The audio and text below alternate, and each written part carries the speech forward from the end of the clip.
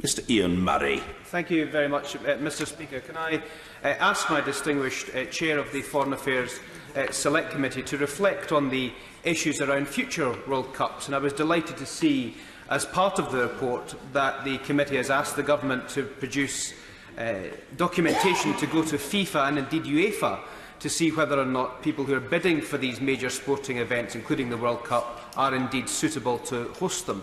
Can I also wish England all the very best in the World Cup?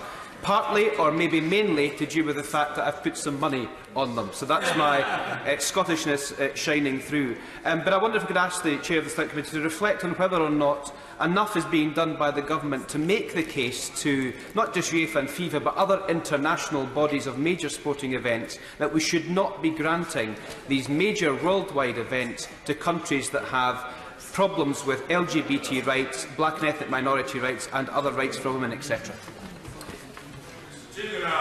I thank my honourable friend very much for his question, and he's absolutely right. Although we didn't look specifically at FIFA's awarding procedure for these games, we know that they are mired in controversy, and we hope very much that this and the Qatar award will be the end of a process that has left a stain on an international organisation that should have our full support.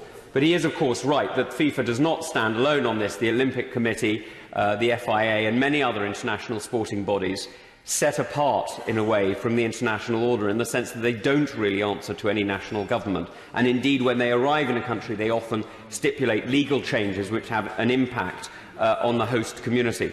And therefore, it's even more important for host nations to be responsible nations that recognise that civil rights are human rights and they must apply universally. And that's why I say again, I am deeply, deeply concerned at the report of the arrest of Peter Tatchell, who is a man who has campaigned for human rights and civil rights many, many years. And I don't know how many will have heard his interview recently on the Nick Robinson podcast, in which he said that his own political motivation was one of love of his fellow man, and surely that is the reflection that should be coming through at an international sporting occasion like FIFA.